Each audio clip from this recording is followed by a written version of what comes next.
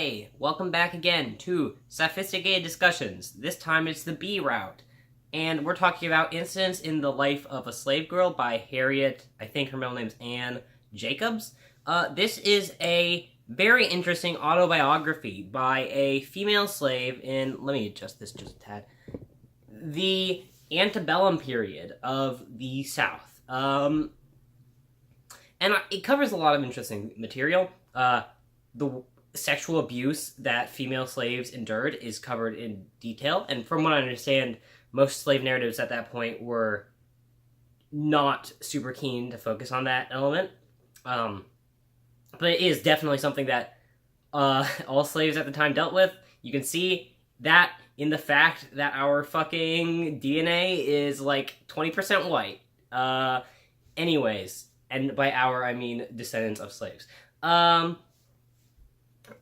But it was a very interesting text, and I think if you're looking for the perspective of female slaves, which I am, as I am going to be writing about isekai and slavery, which you might notice that most slaves in isekai are female, I think it's a very useful book. First of all, well, obviously you could get probably a broader perspective by reading a history book, an academic text. In reading an autobiography, I think you really get first of all, personalizes it more. Something as horrendous as slavery is obviously bad, but it's a lot harder to actually fully come to terms with if you're just looking at statistics. And that's true for most things, but I think it's particularly clear here. Whereas when you see the specific ways in which her master tried to control her, to make her have sex with him in ways that, like, he wouldn't get in trouble for. The specific ways in which white slave owners would have sex with their female slaves to make more children that they would then enslave. The way that Southern white women were complicit in this and often encouraged it in certain ways. That is really covered here in a way that I don't think you could really capture in just a book on female slaves in the American South. And it also covers a lot of other interesting stuff. For instance, towards the end of the book, she gets she escapes to the north, and then when she first gets to the north, she's like, yes, this is free land. Immediately, she realizes that Jim Crow laws exist, and it paints like a very,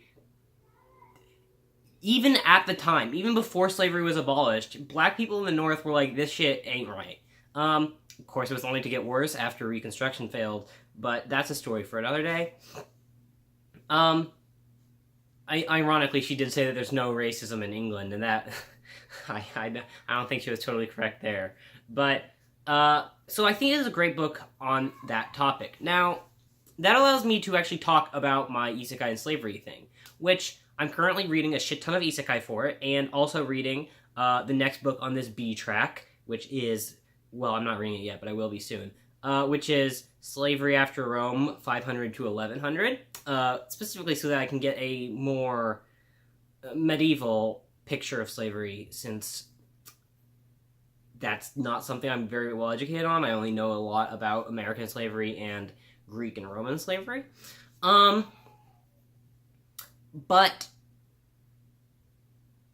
because slavery in isekai is so clearly a fetishistic power fantasy of a sort, I don't think we can truly understand it just by understanding historical slavery. I think there's actually a lot of differences between it and historical slavery that we need to comprehend, that I am going to comprehend in taking the text. But I also don't think that we should just ignore historical slavery, because obviously these things couldn't happen without historical slavery.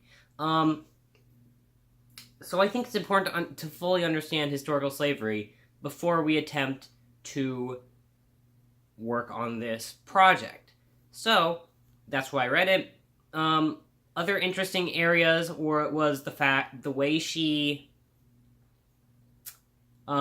hid in her grandmother's attic, not even attic really, but like between the attic and the roof for I think it was 5 years. It got a little confusing at points. One great thing about the book, and this strikes me every time I read any slave narratives or texts on slavery, is how much all of these slaves were able to struggle and hope for a better world, even when facing arguably the greatest atrocity that mankind's ever wrought.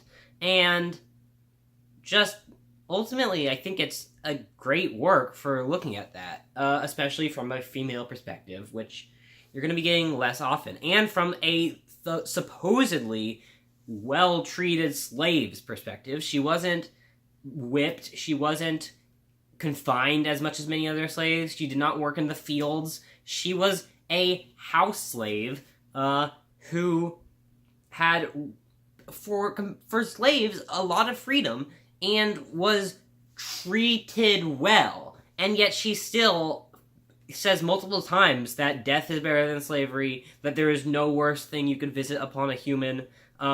It's just a very, very powerful book, and I encourage you to read it. Anyways, as I said, Slavery After Rome is the next one on this track. History of Sexuality, again, is still the A track, and I'm introducing a C track because I'm a fucking idiot, and even though I said I was pausing my book reading, I haven't done so, and during school, I'm still reading a book. So the C track is just going to be random texts, maybe Yiddy-related texts, maybe not, I don't know. Right now, the first one is because Bad Girls of Japan, which I'm almost halfway through. Anyways, catch you next time.